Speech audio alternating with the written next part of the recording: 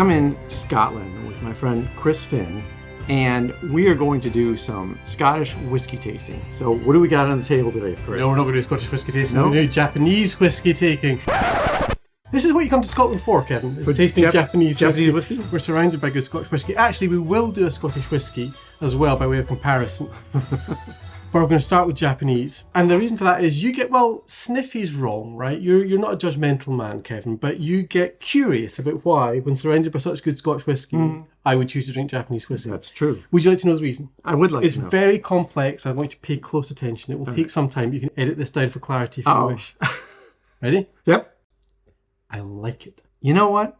That's why we drink whiskey, because we like it. Not because it's got any special specs, or it's from any special place, or it has a certain kind of heritage. If you like it, you drink it. It's my favourite. And Japanese style whiskies, generally speaking, are the ones that agree with my palate most. Now, if obviously there's no one style in Japanese whiskey making. Right. It's the same as in Scotland. You'll go from sort of Islay style PT whiskies all the way to the more light Speyside malts. But it's that lighter style I tend to prefer. So if I'm drinking Scotch whiskey, I'll tend to drink Balvenie Doublewood or a Macallan 10, something like that. Sort of light, bouncy, fresh whiskey. Actually, it's not true that I can drink PT Islay whiskies, but they're definitely not my favourite. But one of the things that Japan does particularly well, and you know that when the Japanese whiskey industry started, Masataka Taketsuru came from Japan to Scotland to learn how to make whiskey. So the Japanese style of whiskey making is the Scottish way of making whiskey. Yeah. But one of the things the Japanese people do particularly well is blended whiskies. You see, now there's where I have a problem, because one of the Japanese whiskeys that I really tried to like originally was Hibiki Harmony. And so we also brought with you, now you're not going to get to taste it. He brought a bottle that I can't even taste. This is a true friend. But the thing is, this is a very special bottle. So this is a bottle of Hibiki 21. This I bought in Osaka when I visited the Suntory distillery when my brother-in-law lived out there. The last time I drank a dram from this bottle was about 8 years ago when my daughter was born. So that's a measure of why you're not getting to drink it, but you get to taste it. Right. However, by way of comparison, right? So this is the Nikka 21. So Nikka is one of the two big, or there are more, but Suntory and Nikka tend to be perceived as being the big distilleries in Japan. And Suntory tends to be the one that I would go for. I first started drinking Yamazaki, the 12-year-old. That was I started drinking Yamazaki 12-year-old. That was the first whiskey I really loved. Okay. And when I started drinking that, it was about 40 quid a bottle, which is not a small amount of money. Let's not get silly here, but it is eminently affordable. Yeah. And that's now into the hundreds of quid a bottle. For the 12-year-old. For the 12-year-old Yamazaki. Like the Hakushu as well. Anyway. Nikka 21, this is a present from my brother-in-law. This is 21-year-old blended whiskey. But by way of comparison, we've got a Scottish whiskey here. This is Monkey Shoulder, and you've had this a few times. Yeah, it's on my list of beginner's whiskeys. And absolutely. Everyone should at least have this around. I completely agree. So this is my definition of a hard-working, workaday. They pitch it as a premium blended whiskey, and the reason for that is because in Scotland in particular, blended whiskies have a really bad rap, right? It's things like Famous Grouse or Teachers. It's things that are very, very cheap and they're filled out with green whiskey. They're not usually particularly good and they're certainly very one-dimensional. This, as a premium blended whiskey, I think nobody should be in any way ashamed of drinking something like Monkey Shoulder. It's a belter of a single dram. Yeah, and it's great if you're trying to just have a mixer whiskey around, because the difference too is this is a blended malt Scotch whiskey, which means it's made up of single malts from different distilleries. Indeed, and from very respectable distilleries as well. So one of the major components of this is Glenfiddich. And Glenfiddich is an absolute type, a classic Scottish whiskey. Yeah, they're a big brand though. So yeah, that's true. You know, that takes away from my opinion of them. You know, they work so hard to make so many bottles, and so often they bottle at a low ABV, which for a palate that doesn't like heavy whiskey or intense whiskeys, that can be fine. But when some of us are looking for even cask strength whiskeys, you know, you can't really do that with the big bottlers. They rarely make those. I will say that something like Glenfiddich is a whiskey you'll find often given as a gift in Scotland.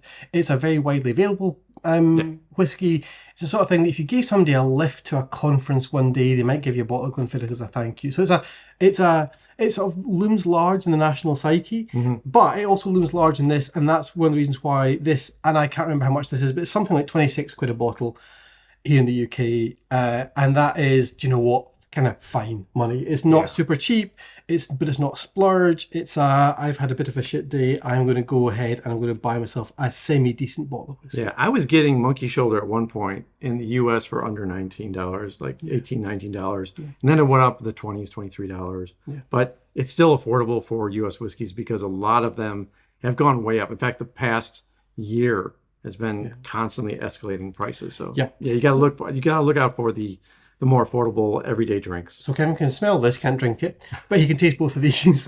And like, let's not get silly here. There's going to be no comparison between these two in terms of their quality. This is a eminently better whiskey, at least in terms of age and finesse and ability and the sort of the distiller's art. Right. But this is a belter little whiskey, so we're going to compare and contrast. Yeah, sounds good. Now, this is pretty rare to have anymore. If you were trying to find a 21-year-old Japanese whiskey, what do you think the prices would be? Oh, well in the hundreds, 300, 400, 500. Yeah, I would say it's over 500. Yeah. Because they're they're not existent. In most of the shops that I was shopping at in the US, and I certainly haven't shopped enough around here, but you couldn't find an age statement. You could get a Yamazaki 12. And that's about it. That was about the only age statement. And bear in mind, that was part of the reason for that, of course, is Japan is a very small producer comparatively. Yeah. It's a tiny nation, so is Scotland, but it's a very small country.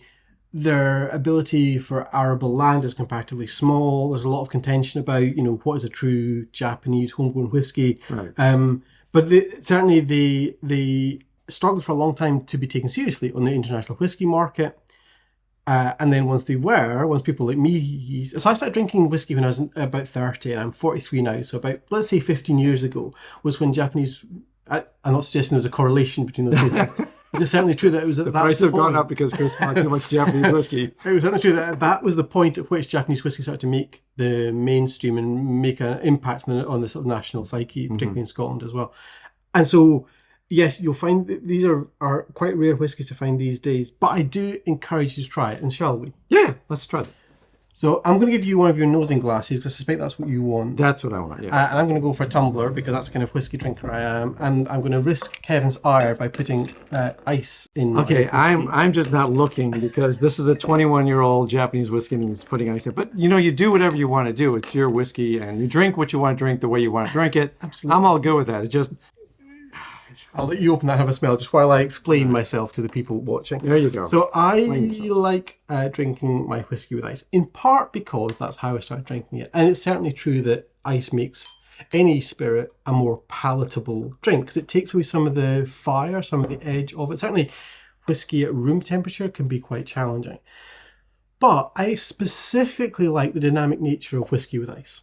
I like that when you first take that first sip, it's cold, right, and the flavour is quite thin. I agree, and that's one of the reasons that people who like whiskey don't like putting ice in their whiskey, because it dulls some of that flavour and makes it a bit thinner. Right.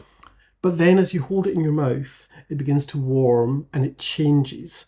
And as you drink a large glass of whiskey with ice, the very nature of what's in the glass itself evolves and changes over time as well. And I quite enjoy that. I'll let you have a little bit of a chat about what you've got there. Yeah, the hard part about ice with whiskey is, as Chris just stated, it goes down in flavor level immediately, because the minute you put cold temperatures onto whiskey, you're deadening some of the flavors. I mean, that's true with things like ice cream as well. Anything that's cold, it's going to be less flavor than if it was warm. And that's why if you ever drank a warm soda, it kind of burns your mouth. Like, that's too intense for most people, but the same with a whiskey. If it's too hot for you and you put ice in it, and it just makes it a nice, refreshing drink, that's great.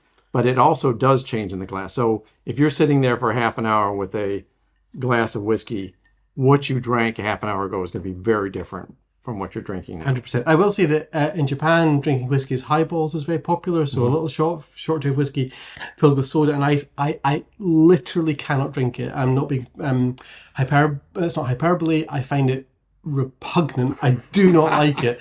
It does something really strange to the flavour.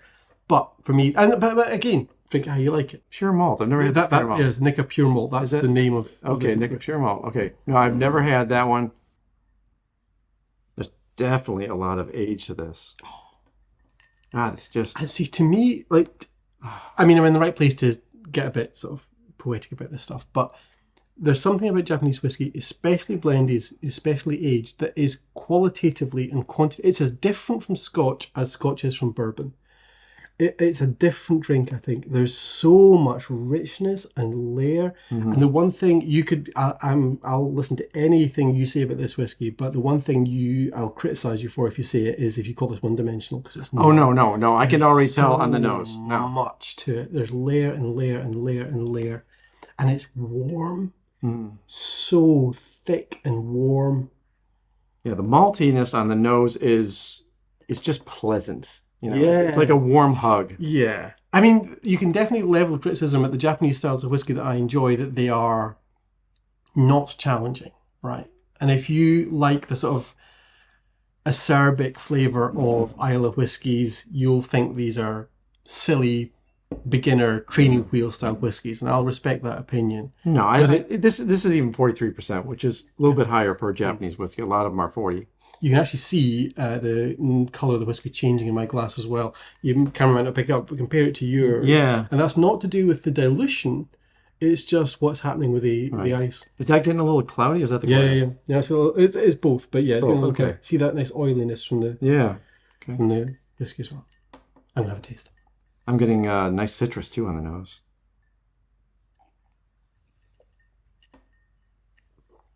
Wow. There's just cinnamon on the spice. There's cinnamon. Exactly. That sort of almost sort of burnt nutmeg kind of spiciness there. But it changes so much. Sit with it for a sec. Well, that's just that the finish is really long. Really, really long finish. And it just keeps evolving. And there's no sourness or bitterness left on that finish. There's a little bit of sweetness there, a little butterscotch for the finish for me. And nothing offensive at all. It's all been aged out. And now I'm getting butterscotch on the nose. Now I cannot put this to my nose without getting butterscotch. I find that fascinating that I did not get that.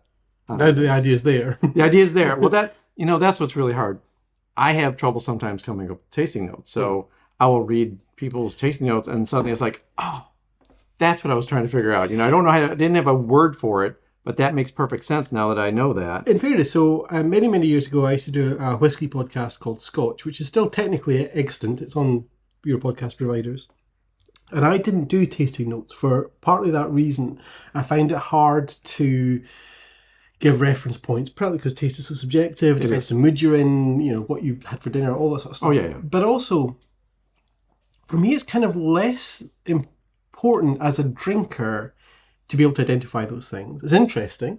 And I watch Whisky Riffs and other whiskey content creators about it. But for me, it's about the experience. Mm-hmm. It's about how it makes you feel. Yeah. And it's just a hug. It's just, as you say, it sounds like a pejorative, but there is nothing offensiveness at all. No. Every element of a good aged, especially blended, but not necessarily Japanese whiskey, to me, is joy. Yeah. It's just a hug. Well, and there's a little bit of raspberry note on the nose now, too, which I was not getting before. And it's such a shame that you can't find it so easily anymore, because I would drink that all day, every day. No, I love the flavors in this. There's not a ton of fruit on the flavor, but there is on the nose. I'm getting more butterscotch. I'm getting more raspberries. I'm getting kind of that fruity nose to it and a little bit of citrus.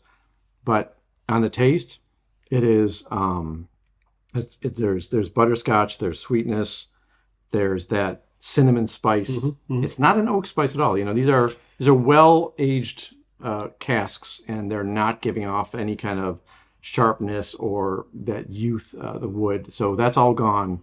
I don't know, and it's to my detriment that I don't know, but certainly one of the things that's famous about Japanese whiskies in particular of course, the water, but also they use a particular native oak, the Mizurana oak, to make their casks to age whiskies in. And whiskey aficionados will tell you it gives a particular flavour. I would assume that there's at least some Mizurana aged whiskey in this blend, but I don't know for sure. Yeah. But it's not so. It wouldn't surprise me to learn that, because it is that very soft, gentle flavour. Right. When I was in Osaka, by the way, when I went to the Suntory Distillery, I did try the raw spirit. I haven't done that anywhere else. Maybe you can't for tax and legal reasons. I'm not sure in Scotland, but I tried the raw spirit before it was aged, and that was fascinating because it obviously was quite harsh. Right. But it also tasted nothing like whiskey because it hadn't pulled the flavour profile from the wood, the burnt wood. And it was like, and this is a British reference and it might not travel, but it tasted like, it was that smell of pear drops, that quite acetone, hits the back of your throat kind of flavour. And that was an astonishing moment for me to see the starting point for the spirit. Yeah. And then to see where it goes once you put it in barrels for 20 years. Right. And that's what you're getting. You're getting just what the grain's going to give it, and that's all. So when I have tasted Japanese whiskeys that are made from rice, there's no flavor coming from the rice, basically. It's a blank slate. It's ready for whatever wood is going to affect it. It's just minimal amount of flavor from the rice. So you don't get much. And when I was trying to enjoy those whiskeys, as much as they had some interesting finishes to them, I missed corn or barley or wheat or something to give it that initial flavor. Yeah. The wood was good, but I really missed a grain in There's there. a bass note, that bass line that carries through the well, to make a musical analogy to Whisky Riffs, that bass line that carries the melody through, that supports the melody of everything else that sits on top of it. But I'm actually really grateful for the chance to taste this again, because as you might expect, I don't drink this. Yeah. Awful. No, I wouldn't rush through it. But what a joyful thing to be able to enjoy. Oh, it is. It is. And thank you for bringing it over, because there was no way I was going to find this in a shop in town.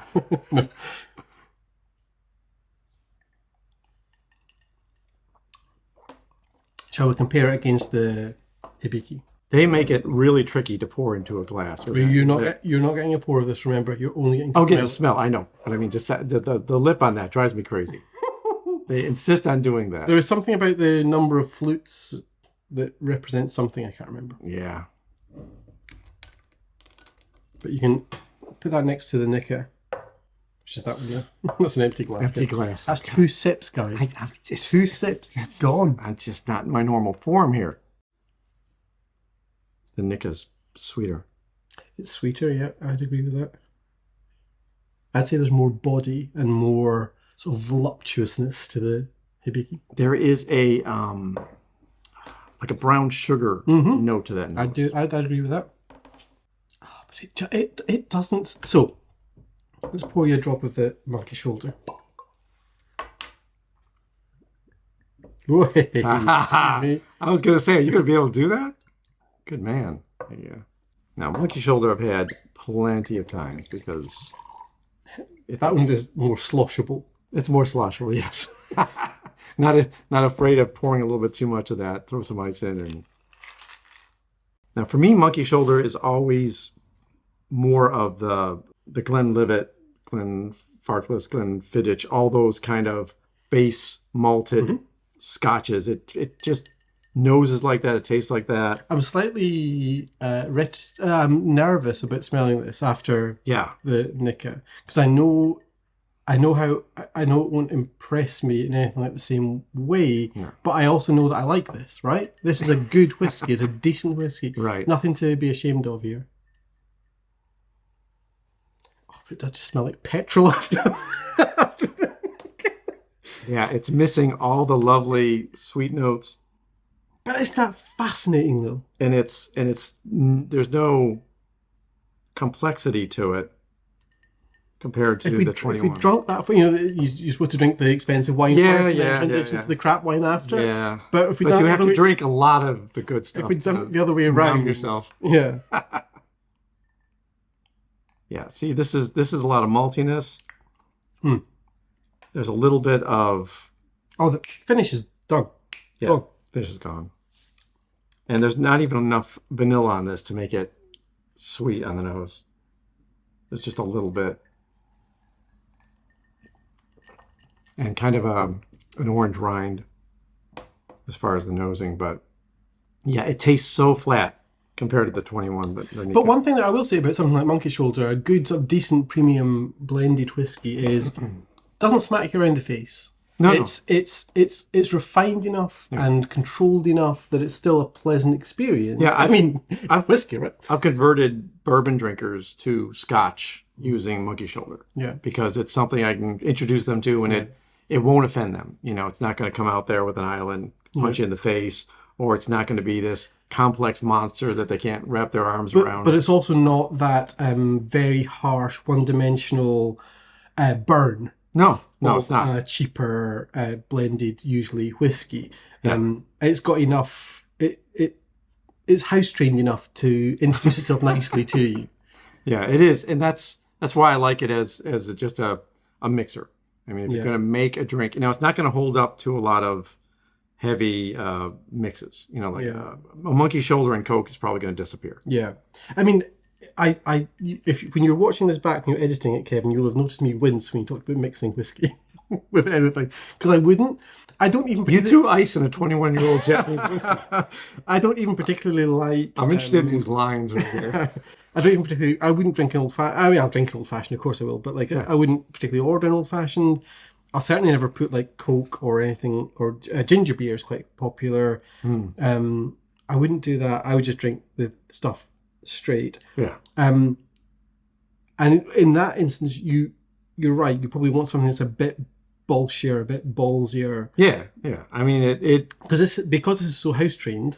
It just fight. Sits there quiet. It doesn't fight. It doesn't fight. Yeah, and that's okay. I mean, that's exactly why you get it for some of the drinks that maybe you want to try whiskey, but you're not in love with whiskey. And also, maybe you don't want to spend that much money, right? Well, that's just it. I mean, if you're not in love with whiskey, why would you spend $50, $60 pounds on it? It's not going to make any sense to have that around. And people get very upset when they go to a bar even and they're going to try some whiskey. Now, it's a little better over here than it is in the U.S. The U.S. tends to mark up whiskey a lot in restaurants and bars. You will pay $20 for a shot of whiskey when the whole bottle is probably going to cost you $45 or $50. It's like, that doesn't make any sense. But so it's some of these whiskeys that you want to take a chance on are really hard to even go to a bar or someplace and just try it out. I mean, I don't know what you've had any luck with. I mean, I don't go out. I have a small child. We don't go to bars anymore.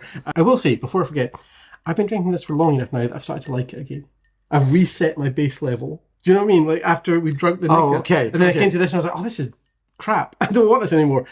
But I've been with this again for long enough now that I've reset back to, this is actually quite nice. Yeah. So you're back to the little caramel notes. You're back to the maltiness and just that pleasant. There's nothing there to hurt you. Yeah. And I mean, that's why I always had a bottle around, because if I didn't feel like spending a lot of money or just drinking something that's too complex, because sometimes when I drink an Islay whiskey or something that's got a lot of depth to it, I will spend my time thinking about it. Yeah. When I'm just trying to watch a movie. I just want to relax. I just want to relax. Yeah. I brought one other thing. So I know that some years ago on Whisky Riffs you talked about pairing things, cheese and chocolate, with different whiskies. And that's something I like to do as well. And so on the way past here, where I stopped off to buy some whiskey, when I stopped off to buy some ice, I also bought 3 bars of chocolate from Marks and Spencer's in Broughty Ferry here. So here we've got a 46% cocoa, a 54% cocoa, and a 75% cocoa chocolate bar. I thought we'd have a bit of a chat about pairing chocolate with whiskey. Let's do it. I love chocolate with whiskey. So why don't you start? What would you, if you were drinking Monkey Shoulder, where would you go in terms of cocoa? Well, because it's Monkey Shoulder, I would probably start with the more sweeter chocolate, which is the milk chocolate, the 46%. Because it's just the dark chocolate for me, which I love dark chocolate, is when I start getting the Islay whiskeys, when I get the smoky whiskeys, the darker the chocolate, the more it tends to bring out the flavors that I'm looking for in the whiskey. And do you ever worry about, because some people do, about the flavors of one overriding the flavors of the other? I don't, because I think that, the whole idea of whiskey tasting a certain way is based on what you said earlier, your environment, what you've eaten recently, what you've experience recently. So the whole idea of having a piece of chocolate or a piece of cheese with whiskey is to change your experience with the whiskey and experiment with those flavors. I completely So agree. I have no problem with that because, I mean, that's what the fun is, right? Yeah. Try to figure out, okay, when I had that and that. In fact, I was at some distilleries where they would give us tastings with chocolates or with other things like fruits or cheeses. Yeah.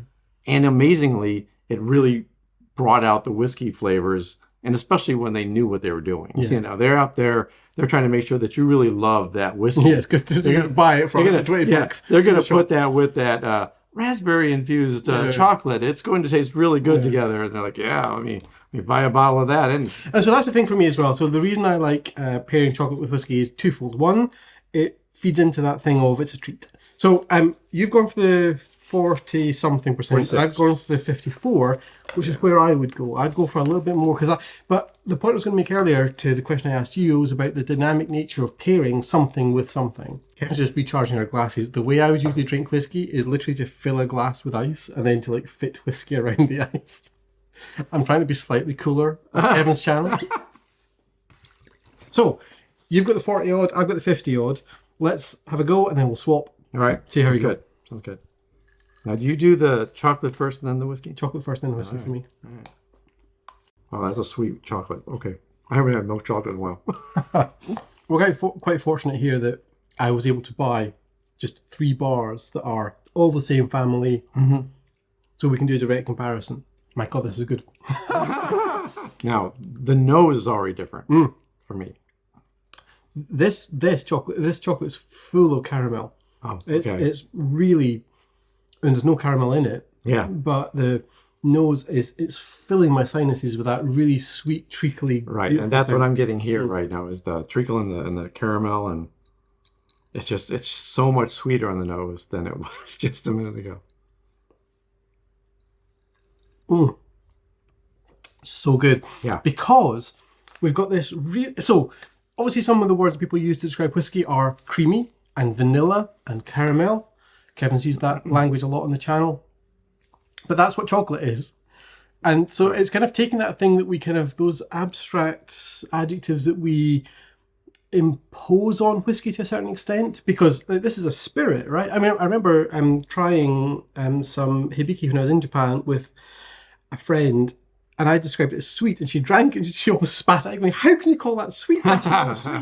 But in the context, of course, it is. Yeah. But once you've got that dairy, goopy, unctuous quality of the chocolate, that prefigures what you're going to get in the whiskey, but it challenges it as well. Because what you have in the spirit is something punchier, sharper, pushes through that fights with it to an extent, but that fight gives you something more interesting to watch, right? And I've still got chocolate. Well, that's the problem. Chocolate kind of lingers, so it's not like it goes away. Okay. Why don't you try the darker and I'll try the lighter. Much softer. This is the darker is much more my style of chocolate. Okay. Whoa. So that gave this a very nice, sweet tangerine nose.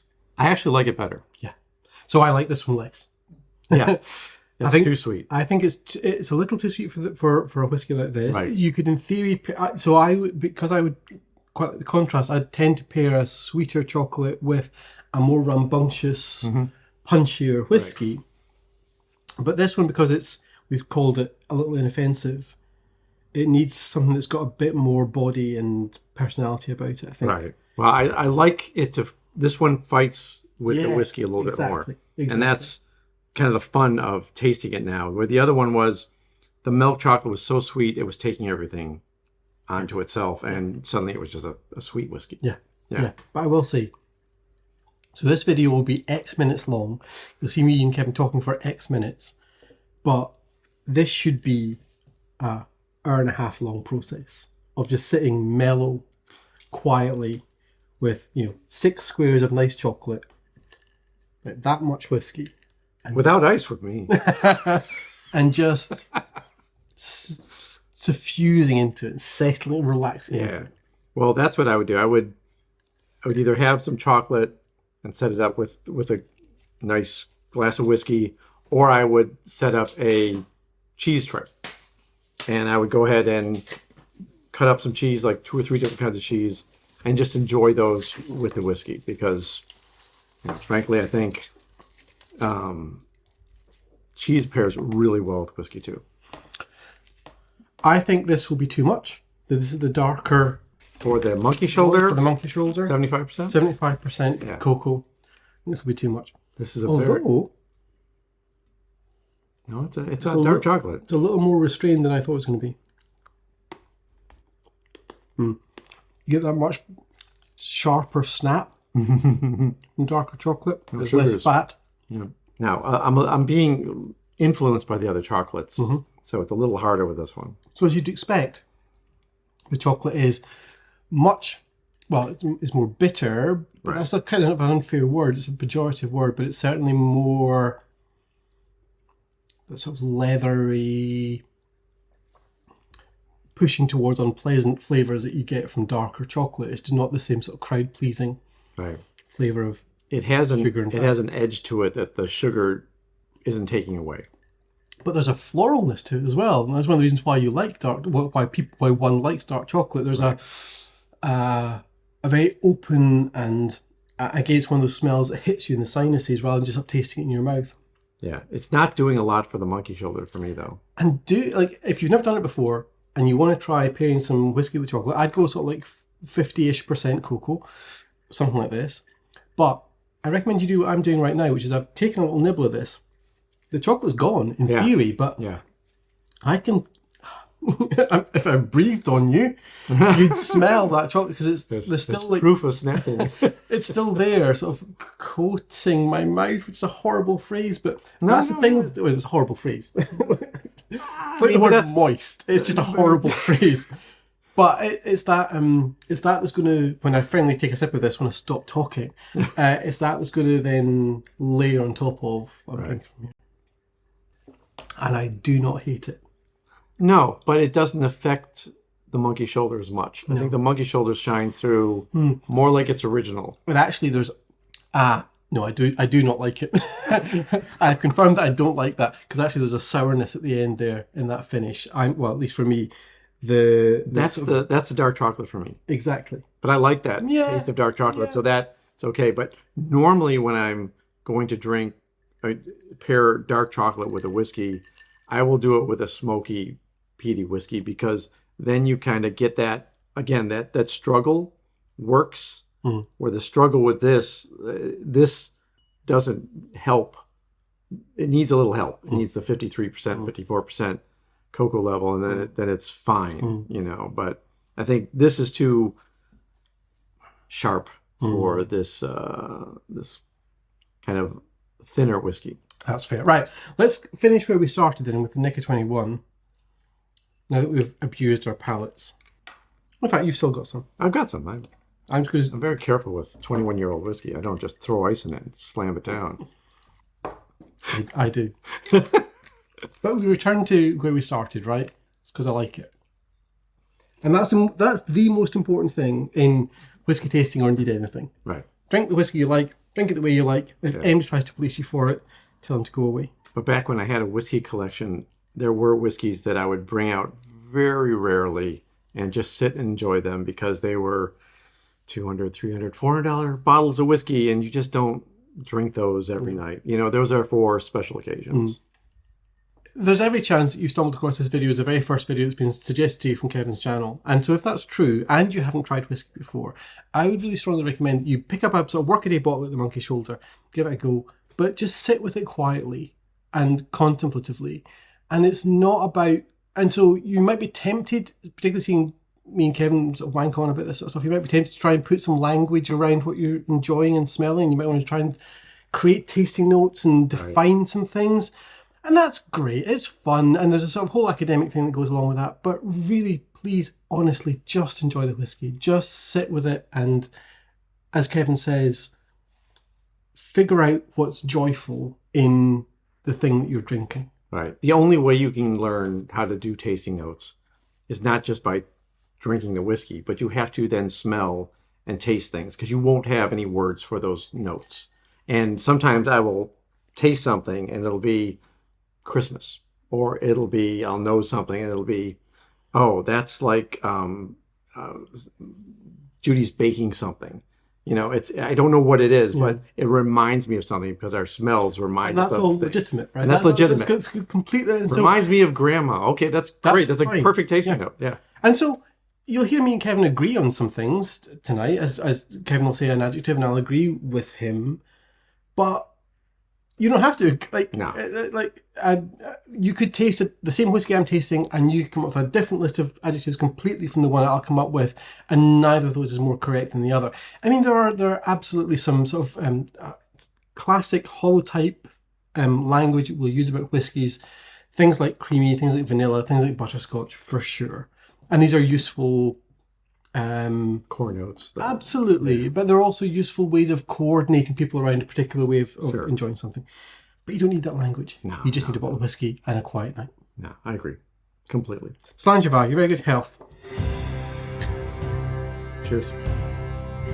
Well, thank you, Chris, for stopping by in my Birdie Ferry Airbnb to thank you for with visiting Scotland. It's lovely to have you and Judy here. No, and you came over with your bike, brought supplies, brought everything, and fantastic. Give Chris a big hand out there, and let us know in the comments if you had any of these whiskeys. We'd love to hear from you. We'd love to hear your tasting notes on them. And until next time, take care of yourself.